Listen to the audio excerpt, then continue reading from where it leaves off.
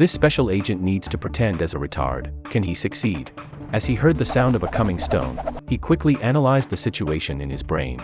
A brick was 0.6 miles away in front of him. Further ahead of it was a pile of sand. A plan was immediately formed. Next, the stone hit him. He acted according to the plan by stumbled ahead and tread on the brick, then fallen directly on the pile of sand. The angle formed up by his hip is exactly 40.3 degrees. Turns out the stone was thrown by a child, so now he had successfully become a retard in the eyes of children.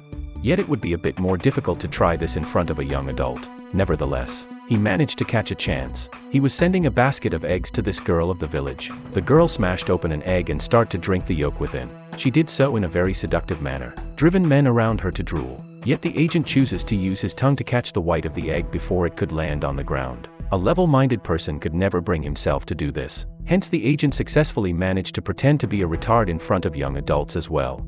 What's even more difficult would be to pretend as a retard in front of middle-aged people. He picked a rainy night and encountered a middle-aged woman bringing her child back home. He immediately jumped out and started to mimic a hen trying to lay an egg. When the woman and the child stopped their feet and laid their eyes upon him, he suddenly felt a strong urge of excretion. Couldn't hold it back any longer. He took off his pants and started to take a shit in front of them. Now there is no doubt about it. This man truly must be mad to ever done this in front of others. Hence he had successfully become a retard in the eyes of middle-aged men as well. The thing he didn't expect, however, was to encounter the girl he likes. Couldn't bear to smile any longer. He sits on the ground with his ass kissing the ground.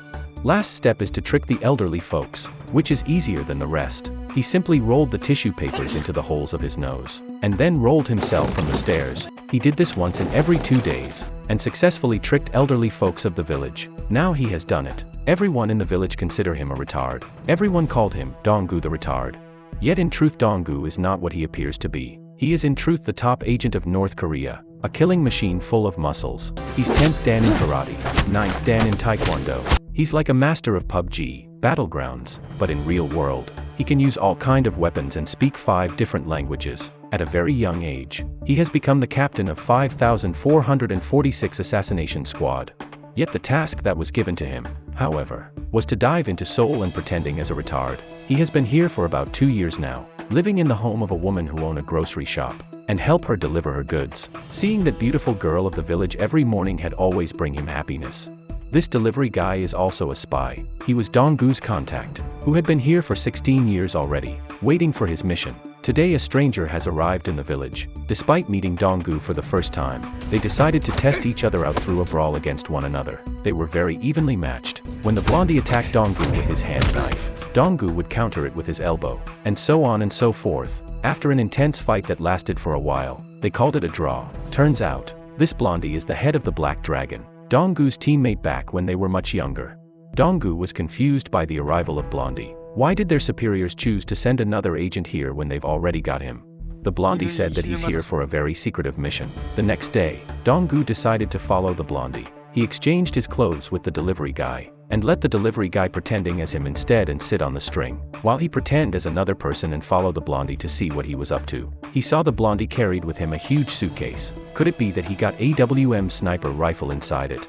Only when he arrived did Donggu realize that the blondie was to attending the competition of rock stars. What was in the suitcase was his musical instrument. But naturally, the blondie, someone from North Korea, is no match to South Korea ones. Hence, he was soundly defeated. It would be up to Donggu to comfort him. He chose to get down from the slide, but his pants were slide down as well. The delivery guy apparently was too thick. After being weighed by him, the pants hence become bigger as well. At night, Donggu could do nothing but to tighten up the pants again.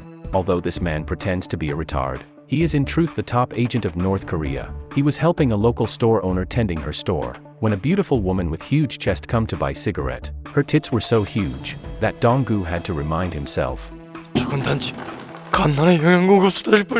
Only later did he knew that this is a woman who given birth to her child at 20 years old, only to lose her baby due to it was sold to America. A poor person as well.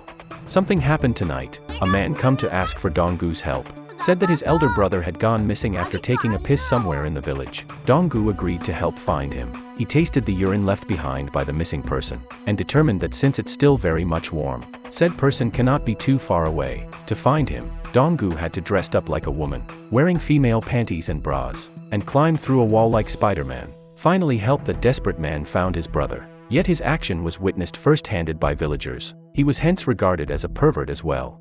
Another day, a student showed up in the village. Turns out he was a fellow agent who had always been a fan of Dong-gu. After Dong-gu left the organization and come to South Korea, this fanboy of Dong-gu had become the captain of the team instead, and eventually also become a top agent. Just like Dong-gu, disguising as a student, he had come to supervise Dong-gu and the blondie, to see if they are still loyal to their country. But as his fanboy, Dong-gu was more like a brother to him. Another day, a bunch of gangsters come to rob the store Dong-gu works in. Dong-gu fought hard to stop those gangsters, but was pushed down to the ground. The owner was also pushed down. Only thanks to Dong-gu's protection did she manage to stay alive. At night, Dong-gu and his fanboy went to confront those gangsters, and they managed to easily crush those goons. On the way back, Dong-gu found that the girl he fell in love with was being bullied by her superior, and they threatened her with her job, even tried to sexually harass her. Dong-gu and his fanboy immediately intervened, forcing the girl's superior to dress up in woman's cloth and dancing for them, all the while recorded it all, and said that should he dare to harass the girl again, they will leak this video and ruin him. After more than half year with the villagers, 3 North Korean agents gathered together and celebrated the festival with them. Never could they imagine that in this land of their supposed enemies, they were as happy as if back home. Dong-gu really hoped that this moment could stay forever. Yet soon, a horrible news had come. North Korean government had issued a new order for them, that Dong-gu, blondie and fanboy were to commit suicide immediately. Since North and South Korea are in better relationship now, the existence of 5,446 assassination squad hence become problematic. To erase this squad and the secrets they carried with them, the government ordered them all to suicide immediately, or they shall be executed as traitor of the fatherland. Disillusioned, Dong-gu shaved off his long hair and bid farewell to all villagers. He gives all the money he got to the woman who sold her child to America, said that these should be enough to support her trip to America and find her child. He then went to meet the girl he fell in love with. In the end, the owner of the store gives him a passbook, said that this may cover his spend on the road. In the end, Dong-gu changed back to the clothes he wore when he first arrived here. The suicide of various locals, whom all turns out to be North Korean spies, had alerted the South Korean government, and they soon captured fanboy. Later, when realized that Dong-gu, blondie and fanboy didn't suicide as they were ordered, the superior of 5,446 squad decide to came to South Korea and deal with them personally. They meet one another at a ruined building. Dong-gu said that he's more than willing to suicide for his country, but asked if his mother had been taken well care of already. Yet his superior didn't even bother to answer this simple question, and instead want to execute Dong-gu immediately. A fight hence broke out. His superior shooting him, which Dong-gu managed to dodge. The bullet hence hit his cover. Dong-gu threw a nail at him, and used this chance to get closer to him, and after a serial of closer combat and hit of his elbow, Dong-gu managed to throw him away and got his gun. Yet Dong-gu couldn't bring himself to shoot at his superior, whom once upon a time had been his mentor. His hesitation, however, proved to be his underdoing. His superior managed to catch the gun back into his hand, and wounded Dong-gu. Thankfully, Dong-gu is strong, hence Blondie managed to save him and drive him away. A bloody fight is at hand, so they ask the delivery guy to transport some weapons to them immediately. Yet the boxes they received was full of bricks instead. Turns out the delivery guy was not on their side. Instead, he brought a huge bunch of people and intend to get rid of Dong-gu and Blondie. A fighting between 2 tigers and a pack of wolves started, although the wolves ultimately lost. They had successfully managed to exhaust the 2 tigers. The delivery guy then told Dong-gu the truth, that his mother and all other family members had been executed already. So shocked was Dong-gu, that he couldn't stand on the ground any longer. The country he swore to defend had just murdered his family, and had the audacity to order himself to commit suicide, and call him a traitor for refusing to do so. His superior had arrived now, and snipers start shooting at them randomly. Blondie was wounded at leg, but was saved by one of his comrades, whom sacrificed his own life. Fortunately, fanboy had arrived, and managed to kill the other snipers with his own sniper rifle. Here's a quiz to all military experts. What gun is this? Be sure to leave your answer in the comment section. The final battle will be fought at the rooftop. One side is of Dong-gu and Blondie. The other side is their superior and his goons, who would end up victorious. This is a battle between top agents. Dong-gu charged at them, took the first opponent down with 2 hits of his fist and 1 hit of his elbow. Then he used hand knife to take down the second one, and the third with a brilliant counter-strike. He finished off the rest of those goons single-handedly within less than a minute. The last one met the saddest fate. He no longer need to worry about his neck for the rest of his life. Their superior decided to join the fight now. He hit Dong-gu fast and hard, Donggu had to try very hard to hold on. This is after all the man who taught him all his skills. Donggu decided to focus his attacks on lower half of his superior, and succeeded. He then tried to attack his neck, but was countered. His superior also used the chance to seize his hand, and brought Donggu on the ground. Donggu managed to avoid the fist of his superior, then tried to scissors kick him, but his superior was too strong. He managed to shrug it off through pure strength. Donggu charged at his opponent again, whom smashed him hard with his fist. Due to previous fighting, Donggu is extremely exhausted. Soon he was beat down by his superior, who hit him non-stop, and eventually stepped on his head. At last moment, Fanboy had arrived and shoot their superior, whom even while dying, still want to drag them all down with him with a grenade. Yet he was prevented by Blondie, whom grabbed their superior and jumped down the building, and exploded in the sky. Yet South Korean police had already surrounded them. Fanboy said that he will try to cover Donggu's escape.